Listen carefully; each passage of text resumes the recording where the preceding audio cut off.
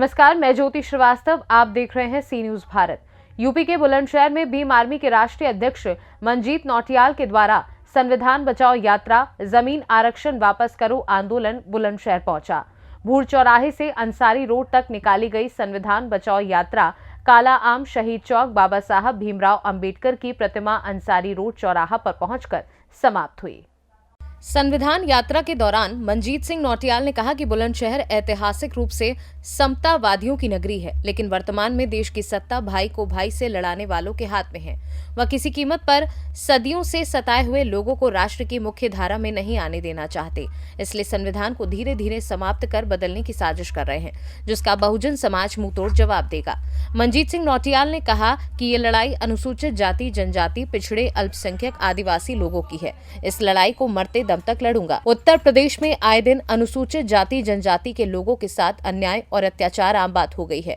देश 76वीं आजादी का जश्न मना रहा है, लेकिन दलितों के लिए आजादी स्वप्न मात्र है। मेरठ के साधारणपुर गांव में मजदूरी मांगने पर दबंगों ने एक दलित को बेरहमी से पिटाई कर मौत के घाट उतार दिया। इसे हम आजादी नहीं कह सकते।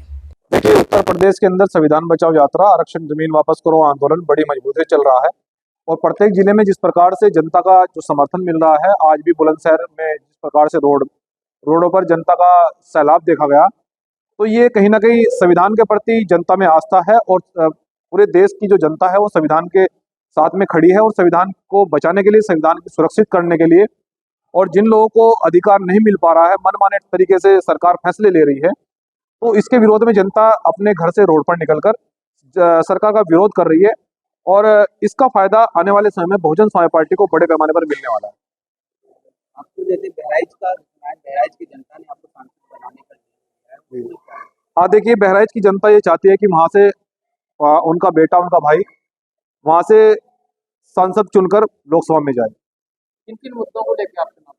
देखिए, हमारा मुद्दा बेरोजगारी और युवाओं को रोजगार मिलना चाहिए और सड़क, बिजली, शिक्षा का एकीकरण हो और जिस प्रकार से शिक्षा को देश के अंदर एक व्यापार बना दिया गया है और शिक्षा में जो पिछड़े लोग हैं, जो दलित लोग हैं, मुस्लिम लोग हैं, वो बड़ी बड़ी यूनिवर्सिटी में नहीं पढ़ पा रहे हैं।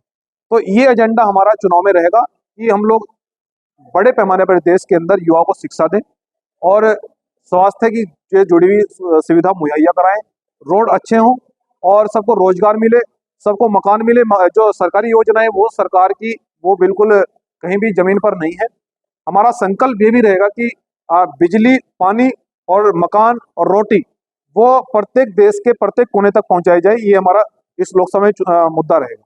SC/ST के विद्यार्थियों को अभी तक स्कॉलरशिप नहीं मिल पाई है।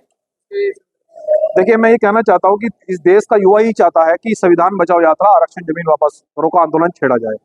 ये देश के युवाओं ने तय किया है और उन्होंने कहा है कि भाई इसका आप नेतृत्व करिए और मैं मजबूती से इसका नेतृत्व कर रहा हूँ। आप वर्तमान समय में आप ये देख लीजिए कि कितनी यूनिवर्सिटियों में SC/ST के बच्चे पढ़ पा रहे हैं और जैसे कि PhD की डिग्रियां है, MBBS है, पॉलिटेक्निक है, डिप्लोमा है, मास्टर डिग्रियां जितनी भी हैं, तो ये SC/ST के बच्चों को नहीं उपलब्ध हो पा रही, जिस कारण से सरकार मनमाने ढंग से उनको एडमिशन नहीं दे पा रही है और जो स्कॉलरशिप मिलनी होती है वो बिल्कुल शून्य कर दी गई है। जिस प्रकार से देश के जो दलित है, पिछड़े हैं, अल्पसंख्यक है, मुस्लिम है, वो बहुत परेशान है और इसके लिए उनका बेटा, उनका भाई मजबूती से लड़ाई लड़ रहा है। और यदि मैं संसद में जाता हूँ, मैं लोकसभा में जाता हूँ, तो सबसे पहला मुद्दा मेरा यही होगा कि जो दलित लोग हैं, जो पिछड़े लोग हैं, जो मुस्लिम लोग हैं, उनको शिक्षा मुहैया कराई जाए बड़े पैमाने पर। उनको आरक्षण के अनुसार उनको DM कलेक्टर की कुर्सी पर बिठाया जाए, जिससे कि हमारी आवाज को भी देश के अंदर सुना जाएगा। और फिर दूसरा मुद्दा हमारा यह रहेगा कि जिस प्रकार से दलितों पर खासकर और पिछड़ों पर और मुस्लिमों पर अत्याचार हो रहा है, अगर उनका बेटा, उनका भाई संसद में जाता है तो ये सुनिश्चित है कि जिस दिन उनका बेटा, उनका भाई संसद में जाएगा तो मैं सरकार के किसी नेता को बिना जवाब लिए भागने नहीं दूंगा। ये मेरा वादा है। संविधान वापस करो जो आंदोलन चला है, ये कब तक जारी रहेगा? देखिए, ये आंदोलन, इसकी कोई सीमा नहीं है, इस आंदोलन की कोई सीमा नहीं है, पूरे देश में जाएगा। वर्तमान में उत्तर प्रदेश में बड़ी मजबूती से चल रहा है और ये बाकी स्टेटों में भी जाने वाला है, जहां जहां कहीं भी संविधान प्रभावशाली नहीं है। उदाहरण के तौर पर मैं आपको राजस्थान बताता हूं, आज भी हाईकोर्ट के सामने मनु की फोटो लगी है, इसका मतलब वहां संविधान प्रभावशाली नहीं है, इसलिए वहां पर दलितों के साथ में, पिछड़ों के साथ में, मुस्लिमों के साथ में, आदिवासियों के साथ में रोज हत्याएं होती हैं, उनकी बहन बेटियों का बलात्कार होता है।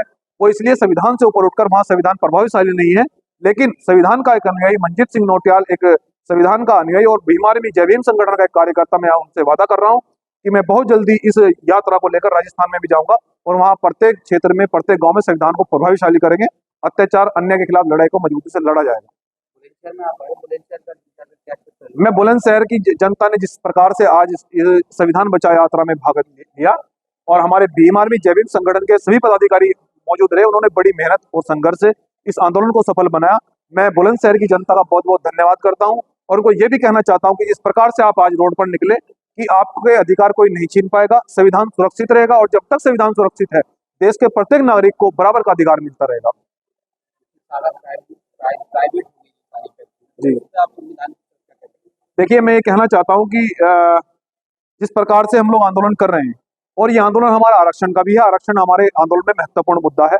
जब तक हम लोग, हमारी सरकार नहीं आती है, हम ये चाहते हैं, क्योंकि बहुजन समाज पार्टी को भीम आर्मी जय भीम संगठन सपोर्ट कर रहा है और 2024 में पूरी जोरों शोरों से हम ये चाहते हैं कि आदरणीय बहन कुमारी मायावती जी को, इस देश की जो भाजपा को छोड़कर सभी पार्टियां हैं, वो सभी पार्टियां इस देश में बहुजन समाज पार्टी की राष्ट्रीय अध्यक्ष बहन कुमारी मायावती को प्रधानमंत्री का चेहरा बनाए और एक ऐसा चेहरा मात्र बीजेपी को हटाने के लिए एक बहन कुमारी मायावती है जिसके पास इस देश के अंदर कोई राज्य ऐसा नहीं जहां उनका वोट बैंक ना हो। हम लोग 85-90% लोग हैं, लेकिन वो इसलिए नहीं चाह रहे हैं कि वो बीजेपी से लोग मिले हुए हैं। इसलिए मैं जनता से भी ये संदेश देना चाहता हूं कि बहुजन समाज पार्टी और आदरणीय बहन कुमारी मायावती जी का जो गठबंधन है, वो देश के शोषितों से है, पीड़ितों से है, दलितों से है, पिछड़ों से है।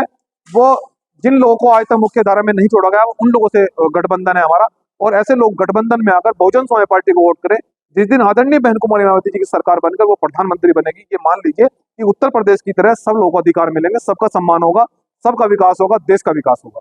बुलंदशहर से सी न्यूज संवाददाता अदनान इबाद की रिपोर्ट। फिलहाल के लिए खास रिपोर्ट में बस इतना ही। देश दुनिया की बाकी खबरों को जानने के लिए आप देखते रहिए सी न्यूज भारत।